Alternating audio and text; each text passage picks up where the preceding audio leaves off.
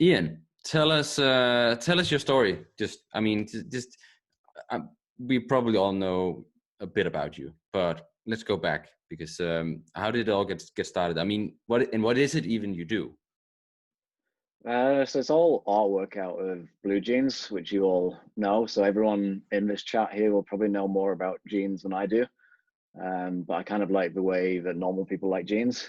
It's accessible. It's everybody wears it. You don't need to be an expert to enjoy it. And I often say it's probably said quite too often now, but it's the material of contemporary times, I think. And I portray contemporary life, so it's kind of a material of our time and represents a lot of the good and the bad, which I think today you've talked about. Everyone can wear it, but it's also bad for the environment. It's it can be too mass produced, so it's got a lot of duality in it. But I mean, for this, there's something which often gets lost with my work is that it's not really all about denim. There's a lot about community, changing community, different, closing things down and the response to that. And, one thing which, I'm trying to make a segue into something which is really good is, it's really good that such a denim community exists like you guys, to pull this together. Thanks for inviting me. Thanks for coming. It is like a really, really busy time right now. And Yeah. so I managed to watch two before this, which were really good, Benzak and Tellison. I've got a really funny story about Tellison later on. And Nice. but I've been busy today. Tomorrow I think could be one of the biggest days I've ever had in my life, and Okay. for a big day on Tuesday. Yeah. Okay. So we need to know what's happening tomorrow. I mean, I know you can't tell, but still, why is Well, I it mean, gonna? you've obviously, hopefully, most people here have necessarily recognised some of the faces. Have seen a lot of these projections that are going on, and I think my wife has just got it in the background there. You've seen a lot of projections, and it's probably going to go on like one of the iconic buildings tomorrow in London. The one that I actually sneakily told you before it's changed. So Oh, it's going to be another okay. one, and I think Julio's in there, and it's not the Buckingham Palace. But it should be a really good building, and it's quite exciting, but it's evolving and under quite a strict embargo because it's got a lot more bigger people than me involved, let's say. And then there's also something happening on Tuesday, which has got some other people involved as well. Yeah, let's just say I think there's six of us now, and Oh, let's just say the names involved. I'm like less than 1% of the celebrity status. So I've got quite a big imposter syndrome, but hopefully it's going to be quite an interesting launch and really good company that mhm. I'll keep and hopefully do some good for some charity work. Nice. And it's strange because I started this period. A lot of people asked for Zoom meetings. A lot of like artists were doing different work, and I actually tried to hide. I thought tone of voice was very, very hard. It's in the first few weeks, like serious stuff was going on, and like I don't think people realized. And then I don't know, I just found tone of voice really hard, so I went quiet. Even people who were trying really hard, it just was like, oh, that's not right. And suddenly, somewhere in these last few weeks of it, it's I don't know. I've accidentally brought my voice out a little bit. Yeah, yeah. So let's hear the story of how it came along. The Because iCloud what 4 thing. and just yeah, so to everyone watching now, I mean, we're talking about the iCloud 4 and how Ian got the idea for that. Well, I've got a little boy who's 6 years old, and he loved the clapping. I think when I see Christian there and Holly's in New York, they do it every night at 7 o'clock. And in London, we only do it once a week at 8 o'clock. And the first week, he just couldn't quite understand what it was, but he was excited, and it gave us an opportunity to tell him what it was all for and who it was for. His aunt, who works in a hospital in Sweden. I've got friends, many who became ill with COVID, who work in the NHS, which is our hospital service here. And because he was engaged in it, it actually meant that we could speak to him while he was interested. And the second night on the Friday, he actually went out himself and started clapping at 8 o'clock. and a Hmm. lot of the neighbors came out and started clapping. So the next night, I wrote to some neighbors saying, "Oh, everyone's carrying on. It's going to happen every night." And about 10 minutes to 8, it was trending on Twitter saying "clap for Boris." And let's just say that's not a very popular notion over here, especially with my neighbors. So it stayed to the weekly clap, unlike in New York and America. But he loved it. He was asking every day, when is it clapping day? When is it clapping day? And eventually, because we were homeschooling, we decided to make some hands together. I made them clap. Long story short, he watched a Disney film on a projector. He said, "Can we put the clapping on?" And the next minute, the projectors are going across the canal here in East London, and somewhat an idea was born by accident. I wanted to get a better projector to beam it on our roof, like the bat logo, and it led to me to some kind of projectionists around the world who Hmm. then spread it, and they liked the idea. They saw the visual, and they started spreading it, and now it's ended up in Colombia, Brazil, Mexico City. I've gone from the top end of Scotland to the bottom end of England, covered Wales, Northern Ireland even, and now we're back in London. And you know it has got a little bit political over here. I think a few people will know, and it's got linked to the saying we don't. Some people are saying we don't need the claps, we need money, we need PPE, which is the masks. Which, ironically, everybody writes to me saying, "Oh, why don't you make denim masks?" It's just like, yeah, that's not a very original idea now. I don't think like our Instagram feeds are full of denim masks, which is great. Um, there's also lots of people in the denim industry who have made like masks, which are the proper medical ones as well, which I really applaud. The guys at Hudson Hill and Cone in Greensboro, and I think ISCO has been doing some really good work in Turkey, making like really really good proper medical PPE. I can't sew, I can't stitch. You can So cut. I ended up making two hands. My son took the picture, and it's ended up on some of the most famous buildings in this country, which is incredible. So how do you? Okay. Let's talk about how you actually make them. I mean, and also in general, how do you make your work? All it is, I say, it's just denim. It's my hands, it's scissors and glue, and it's that simple. But the probably secret is, which if anyone knows me and the denim community, I won't say too many secrets. But basically, it's the wash, the fading in denim. Like I'm looking at the pair of jeans behind you. Mhm. Even opening up just behind the pocket there, you've got more indigo, and it, just that gradient, which you can see just behind you. Yeah. That's where my magic is. Or I'll open the pocket, you get a wash of denim, and each piece has got a kind of wash. So like, a lot of people, I encourage kids to work like me, and they use kind of block colors of denim. A lot of the people who, let's say, are inspired by my work, would work like that. Um, and but like each piece takes such a long time because it's opening up the different shades, fades, washes, cat's whiskers, and that's what takes such a long time. But it's How also, long one does it? thing is, How long does it actually take? Like maybe on average, or like an example of a piece that. How long I does it take? mean, 2 or 3 weeks, but that can be working like 16-hour days, Wow. even weekends. So it's a long process. um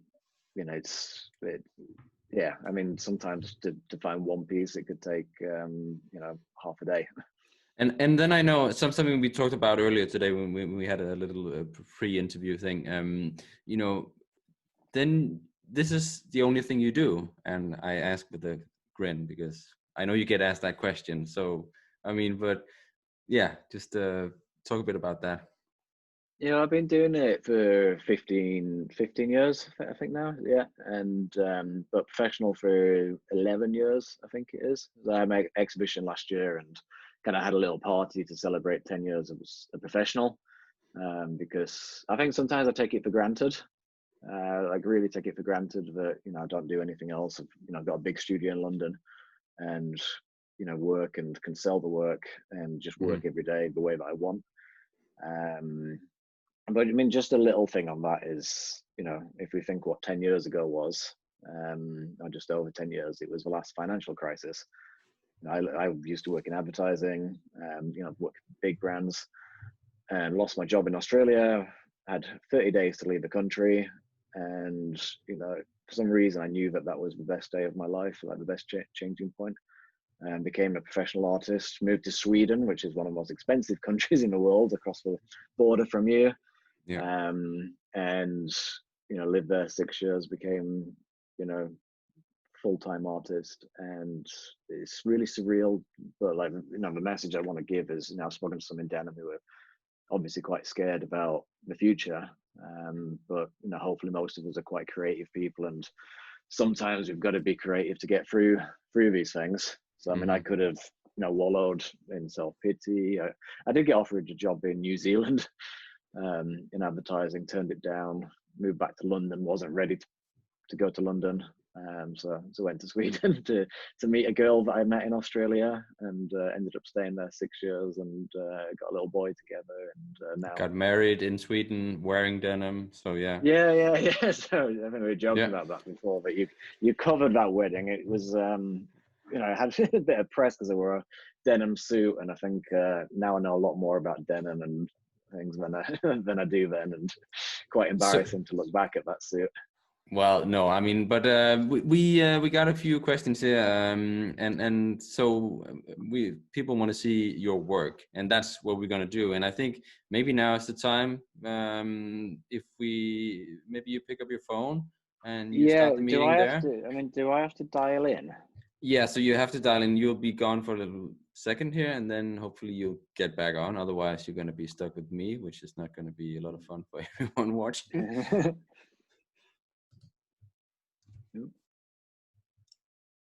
Yeah, it's gonna say that you can only be in one, and just say yes. So shall I just come out? Shall I just come? Shall I leave this one? Infinite echo. Yeah.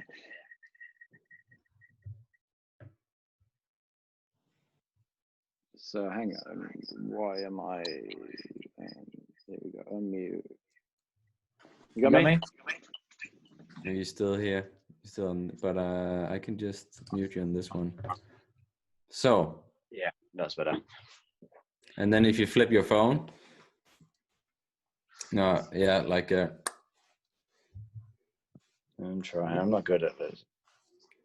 You need to unlock the thing we talked about. The little. Oh, you can't fucking because of my stupid virtual background. It's this one. Yeah. So you've got me in here. Yeah, because we got you. So that's fine. Yeah. Yeah, so you might recognize some artwork in here, actually. You know, Wanmar, Dever, he doesn't come out very well on that one, but is Olga's work up there, you know Olga? You see? Oh. Yeah. I think that's the picture that we met at, Thomas.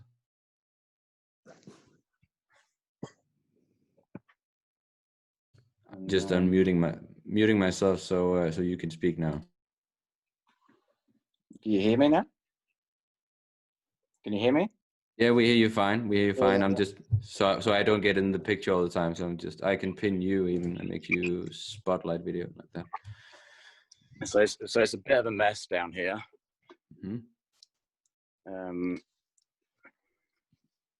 So this is the studio, which looks like quite a mess. It's a lot of denim. So yeah, it's quite messy, but you see, like here, it's quite layered up. So how does it work? I mean, that's what you spend all the time doing is finding. So you have a picture, right? That's how you work. You have a photograph, and then you. Yeah. And this is one some of you might recognize I've been working on. Nice. So I just got some ladders and other things to put on. And strangely, like I was only going to put one person on, but it kind of works now because obviously all the hotels are more or less empty. I don't have too much work actually in the studio. A lot has sold, and I'm working on a new body, so the clients are letting me borrow it back for these museum shows that I've got. Just trying to think.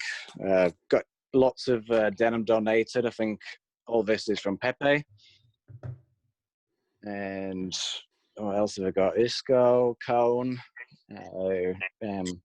When Timberland left England, they actually gave me about 18 boxes of denim. So if anybody out there wants to donate denim, it's we'll have a good home here. Is that how you do it? I mean, it's from donations mainly, or do you even go out buy it sometimes? Well, it started by my jeans and my friends' jeans, and then charity shops, vintage stores, and then now I think most of it's from brands and mills giving it me, which is really good because it's like having a big pot of paint rather than a small tube. So if you have one, a pair of jeans, it's better to have like 20 of the same kind of type, especially like really nice wash denim, for example. So as I say, it's like having a big pot of paint rather than a small tube. So I know that I can use it all. I think it might be better to go back on this one. Yeah. I'm gonna unmute you on the other one, and then. Ian, it's like Morsin here. You've still got some of the pieces that Phyllis never gave to me that I've ended up in your archive that are of mine. So I have to try and get them. Where they are. So I've not used. Hang on. I just remembered. I was like, damn it, bloody Phyllis, damn it. I was like, damn it, when I found out. Yeah, I've not spoken to her for quite a while. Am I back on the right one now? Yeah. Because I got all these samples and it was all like Moshin's name all over it, and so it's priceless samples. It's like, please return to Morsin's original piece, and it's ended up for you to cut up. And I was like, what? Yeah. I never cut any up, and I put them somewhere. But I thought when you came over, I gave you them. No, did I find them? No. There's been one more that you posted. I was like, oh. Okay, yeah. Don't worry, if you can't find it, you can't find it. Well, I think I actually know where they'll be. So yeah. Anyway, I'll leave you. Yeah. Hey. Okay. Good to see you. So right, so I'm back now. You're back here. I actually tried to make it like TV reporter screen behind with some of the projections going on, if it works. Yeah. So Morshin, actually, the south coast isn't being covered, so south of Gatwick and Kent coast and things. So if you know anyone with a projector down there, and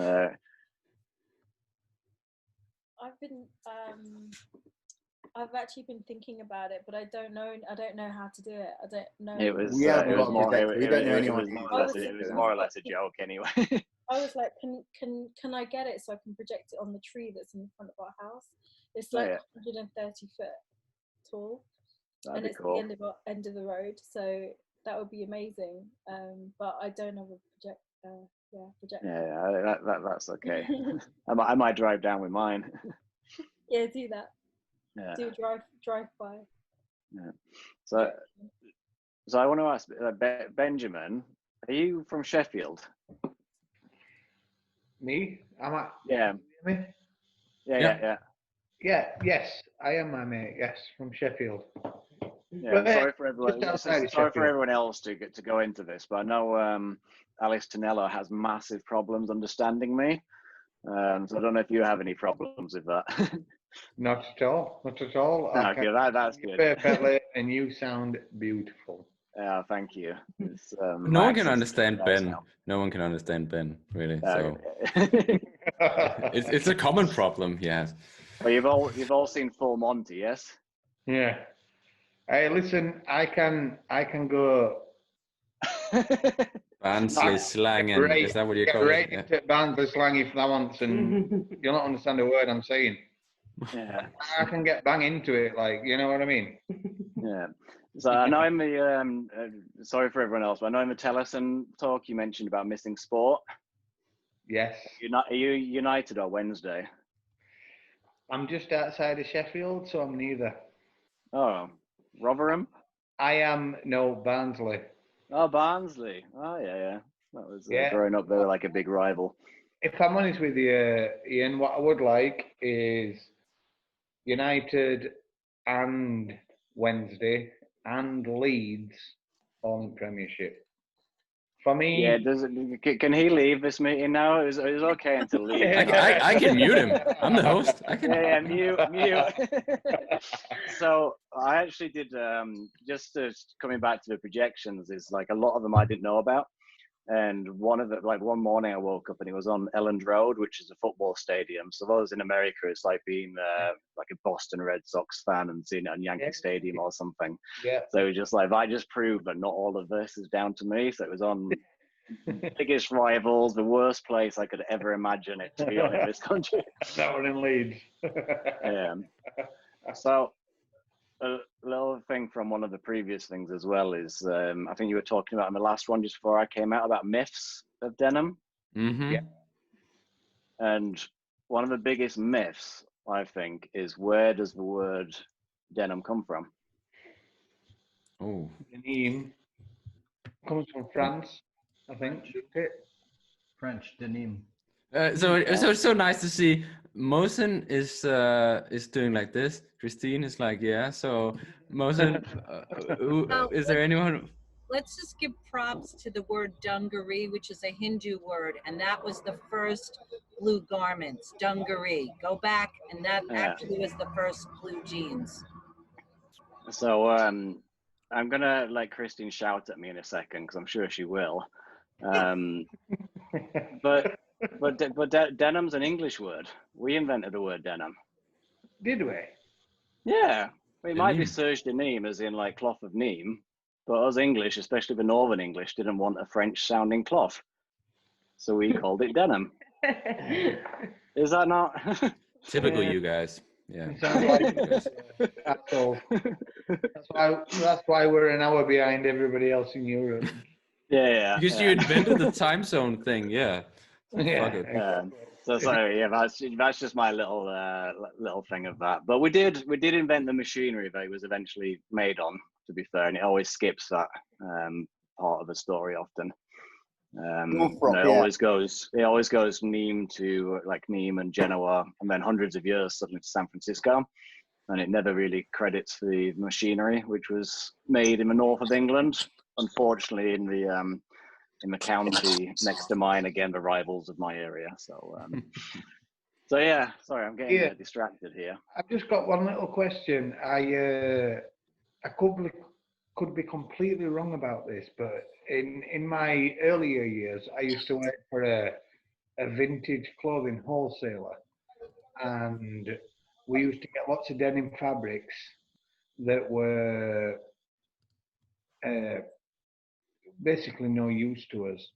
And one of my sales team at the time said she knew of an artist that used denim, and maybe we could ship him, it were a he, all the fabrics. And I signed it off and said, yeah, send it off. And she went to an art. Oh, was it Glass Onion? Yes. Yeah. So she sent it me in I was living in Sweden then. Yeah. What was her name? Claire. Claire. Yeah, she sent all like Former rivals come together here. It's nice. A very small world. I was actually Claire's sales manager at the time.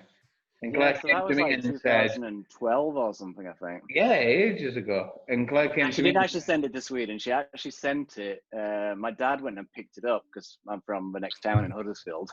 So my dad actually went over and picked it up. And it was all like cut off, like mainly kind of all Levi's kind of stuff. So I actually still have some here. I got some about 2 years ago. The Urban Outfitters renewal department, we did all their shorts.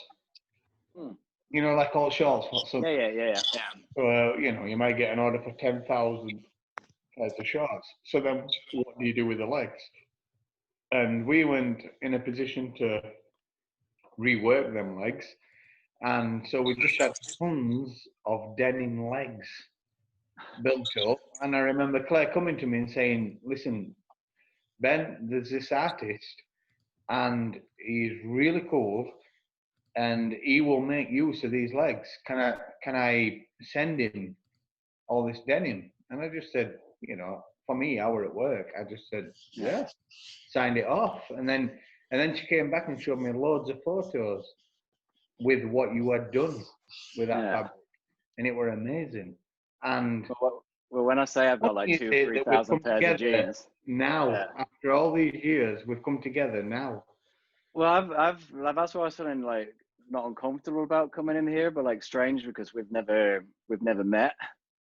Because I know Amanda is Amanda, Yeah. Amanda and some other people and like known about you, but we've never met. So but I'm sure there's some people thinking, what are these two Yorkshire people talking about, and what's that strange accents? and Thomas is probably thinking, I didn't need to come in here. No, but it's just that's good. A small world to think that 6-7 years ago, you know, I signed off a load of denim legs to you, and you. Yeah, I've still got a lot of it downstairs. Created amazing things with it, and you know, I didn't think twice about it then. To me, it would just get rid of it. I'm getting rid of that denim. Yeah, it's not in warehouse anymore. Yeah, you know, like just that simple. And now, because brilliant. Yeah, because there are like a lot of people now who actually use me to try and let's say they're sustainable. I'm trying to work out who's in the group now, but like I get sent a lot of denim and stuff that they can actually say like, oh yeah, we send it to Ian Berry. It's just like, no, you just sent me a whole lot of denim and I can't store it anywhere. And then you see all these documents. Oh yeah, no, we're so sustainable. I was just like, oh, come on. As amazing as you are, back in the day, I was thinking, fucking hell, yeah, send it to Ian Berry. I don't know who this fucker is. I mean, that was like 2000. That was 2012. That like yeah, that was a long time ago. Yeah, of course it was. Yeah, what you did with it was amazing. Thanks. Yeah, Claire came down to see your exhibition and everything, and yeah. Unbelievable. Yeah, I think there's a difference in my work to seeing it in real life, to seeing it on like computer screens, especially Instagram and stuff. Yeah. So I say all that, but then I go and project it on buildings where it kind of like it reduces the quality. I haven't done Barnsley yet, or any South Yorkshire. Well, if you're ever going to do Barnsley, give me a shout. Yeah, well, you might help me up there. Yeah. So if anybody else who's in here has a projector and wants to beam it anywhere, that'd be good before it all ends quite soon, I think.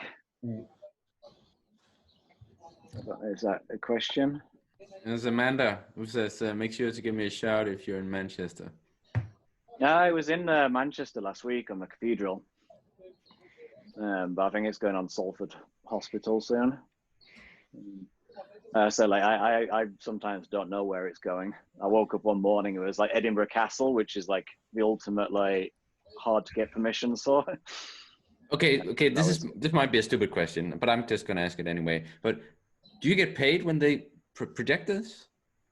No, so some of them I've like if it's a council doing it, I've kind of asked if they could maybe give a donation. Mm-hmm. So I am actually raising money with this as well. So if anybody wants to donate, they can do.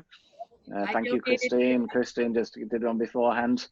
But I know it's obviously tough times for a lot of people, so it's a bit of a silly time to start fundraising as well. Everybody's probably quite worried about the future. But it's for the NHS, which is in England, and Doctors Without Borders. Because it's been projected in different countries, and it was tonight or tomorrow about to go in New York, but I've asked for it to be suspended. It just would feel a bit tone deaf in current times, and as I said, to start off with, tone of voice in this time is really, really hard. I saw the Denim dude's post earlier today, and I thought that was actually a really good good post and all on all this.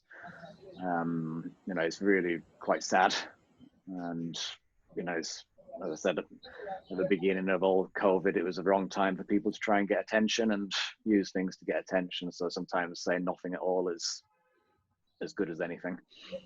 Right. Yeah, as I said, I know Holly and Christine, I only can see a few people there. They're in New York, and it's, you know, some of my friends were outside filming last night, and I don't know if you can hear all the helicopters. Like, it's just nonstop. I saw it today firsthand. It was peaceful, but then I also saw all the damage. The Washington Square Park Monument, like the arch, all defaced. It's hard. It's hard to see it. It's hard to see it.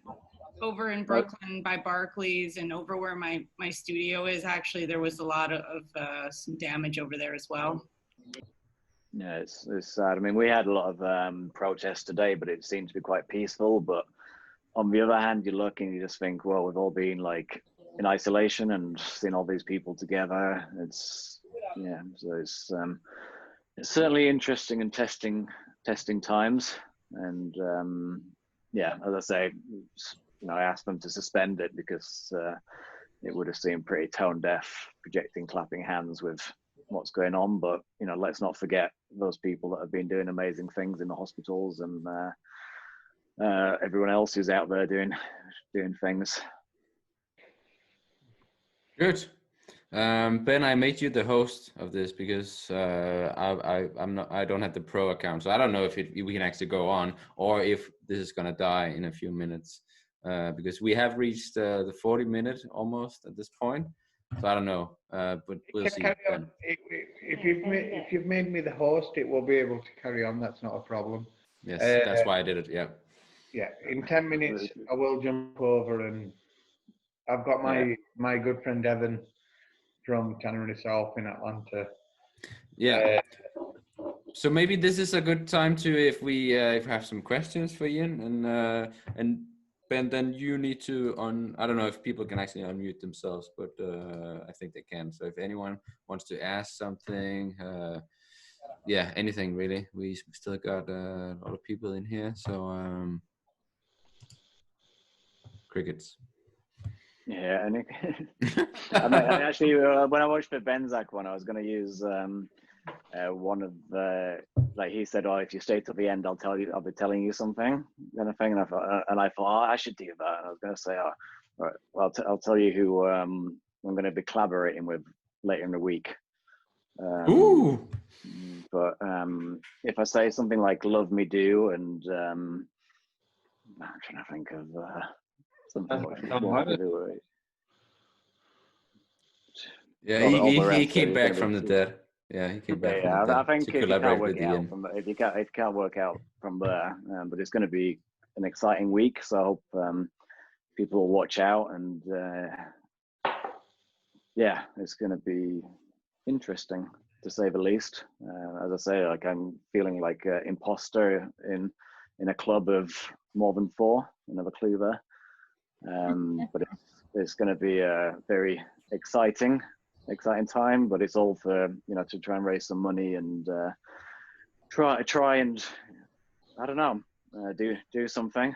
So I couldn't make masks, I can't sew, so I ended up making some artwork, which by accident has led to a lot of interesting things and people, and it's for me it's just perfect to be part of an community of more than me, because I'm used to this isolation of being alone and you know, working alone.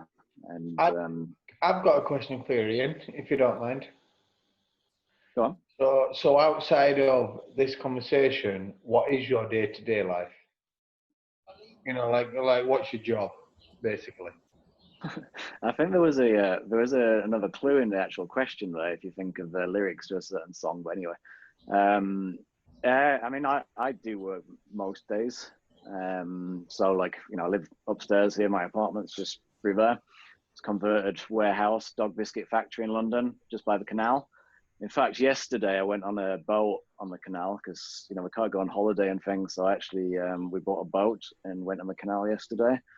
And oh yeah. Oh, are you gonna show him? This is nasty. Yeah. So I have been working really hard. On a tan, you're gonna see a crazy tan. So I'll man. just take this jacket off. I don't know if you like the jacket. It's from Reworked 348, which is a really cool brand. Oi! Wow.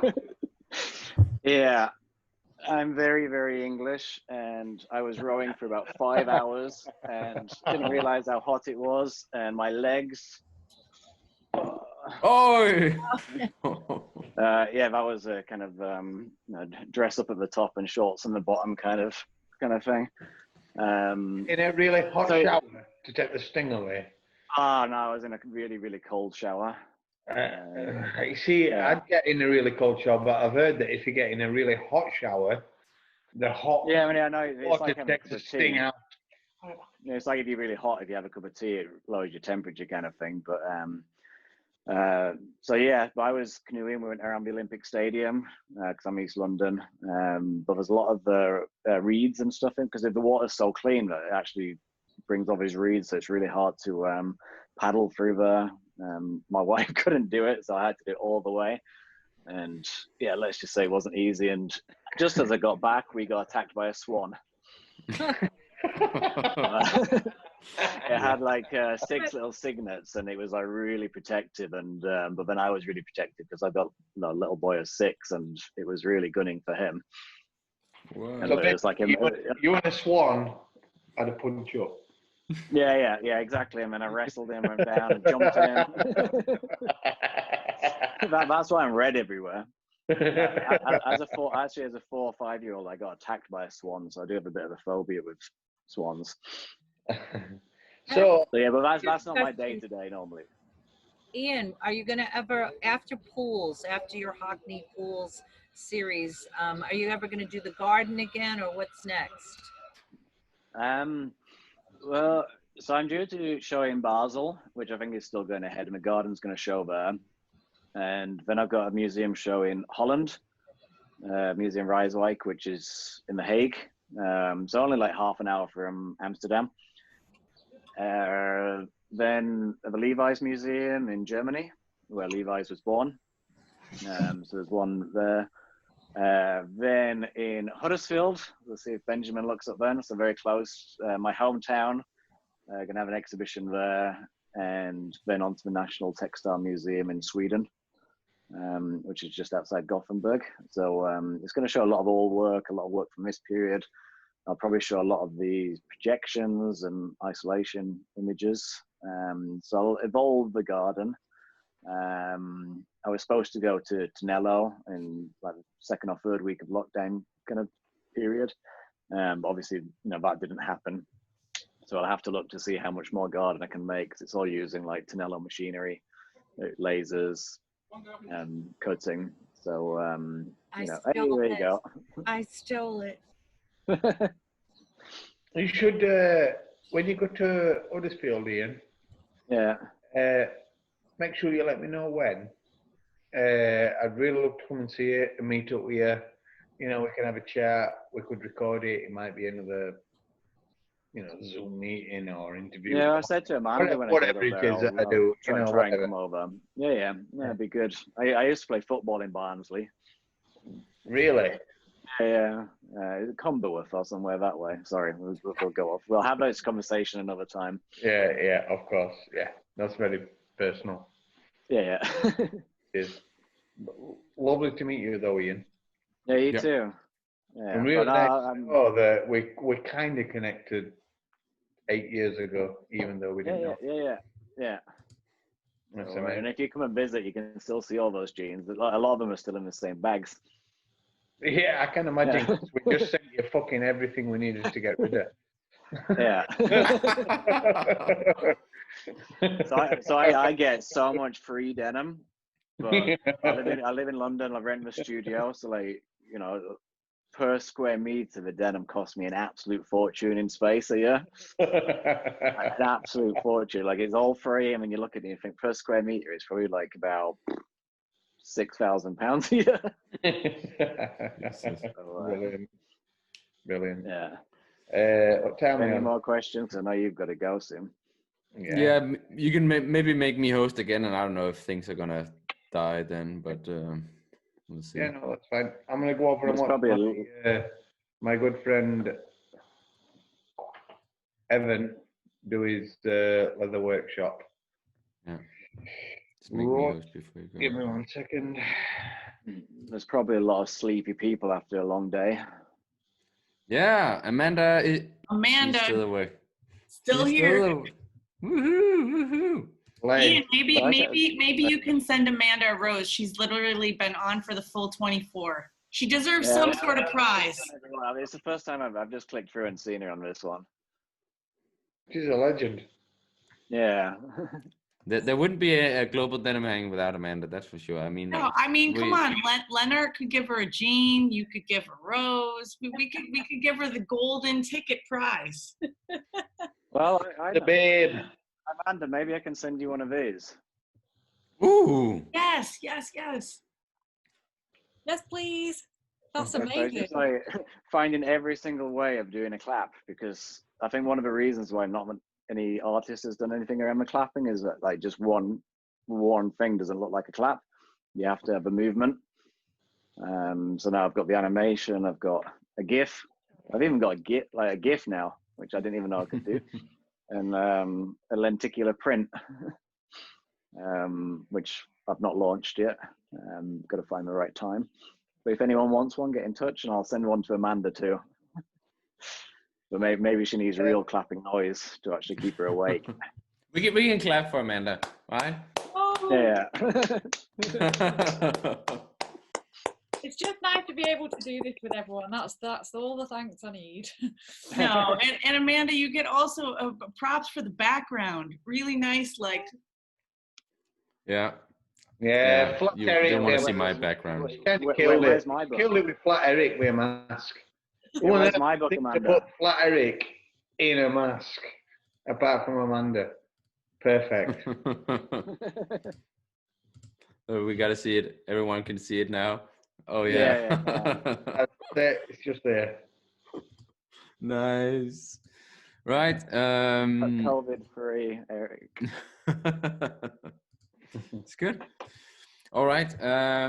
Yes, we are slowly coming to the end here. Ben, Yeah, you are that went probably fast. checking out. I mean, Yeah, it did. Oh, yeah. And I'm gonna move over. we didn't do much, did we?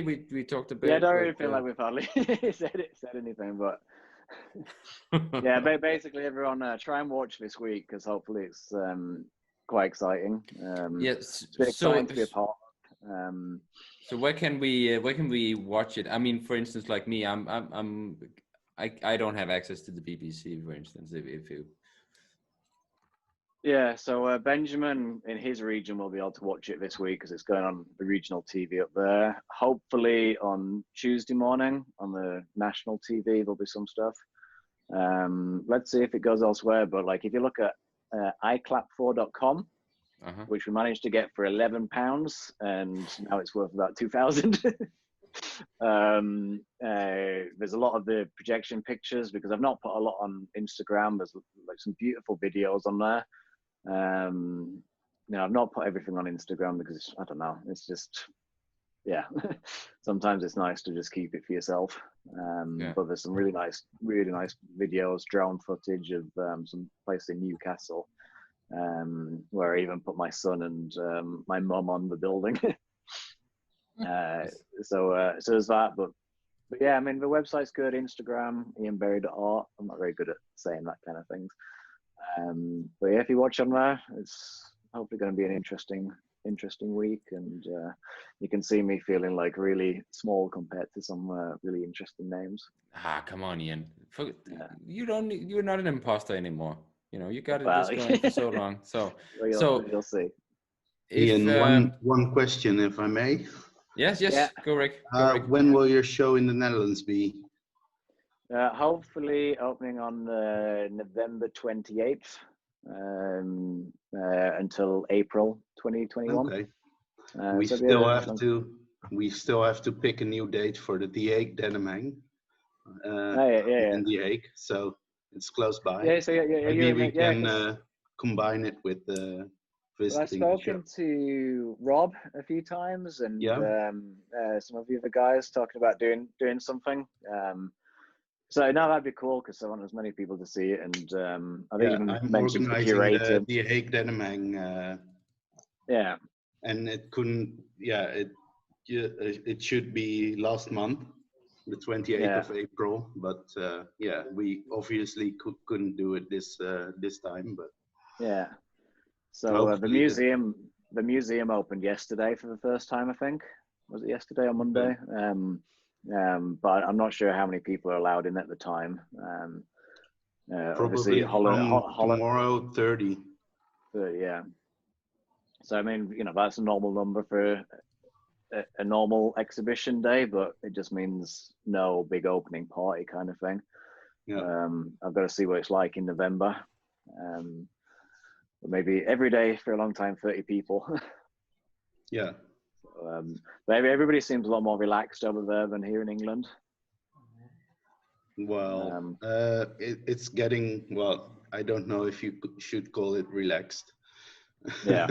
I think from tomorrow we can, all the bars are going back open. Yeah, that's more relaxed than England. Everyone can go outside to the bars again. So we are going to have a mini denim hang tomorrow with just 3 people. Nice. Okay. Yeah. No, it's interesting just how. Oh? Rob will be there too. Series Denim. Yeah, you'll have to say and hi Jeffrey to him. From the Hague Denim. Yeah. I've spoken to him on Instagram a few times. So no, it'd be good because I mean I couldn't believe how close it was to Amsterdam. Yeah, it's about 45 minutes.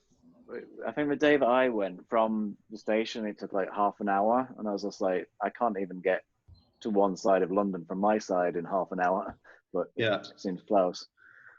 So now I'm excited. It's going to be my biggest show to date, the one in The Hague. So it should be exciting. I want a lot of people to see it, to see the real work, and in a museum setting, which is good. So Ian, I think one last question I have, and if people want to buy your art, how does that work? I don't sell much direct. I've got a gallery in London that represent me, and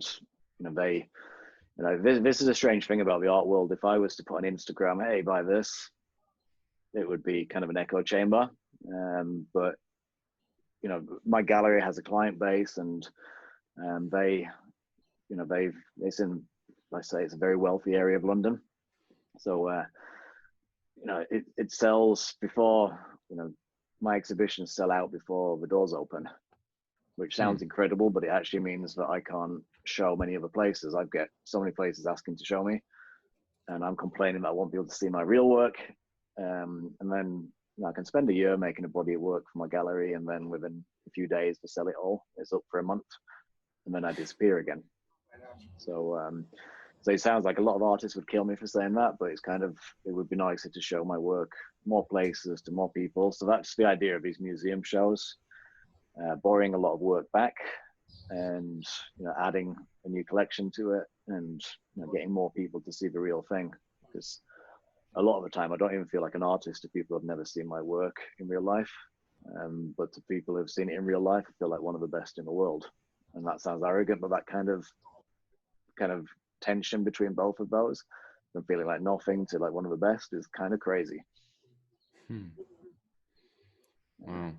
And just for those people who think I don't see him wearing glasses, I need reading glasses, and I've been on the computer all day, so it's pretty dizzy. Right. So you said that was the last question, or? Yeah, I think because in 2 minutes, the very last slot is gonna be taken up by Tannery South, and Ben is hosting that. So the link is up on globaldenimhangs.co.uk. And maybe. So I can go and join that and not worry about speaking. Well, yeah, me too. Yeah. Hopefully. So thank you, Thomas, and thank you, Amanda, and thanks for everyone for coming.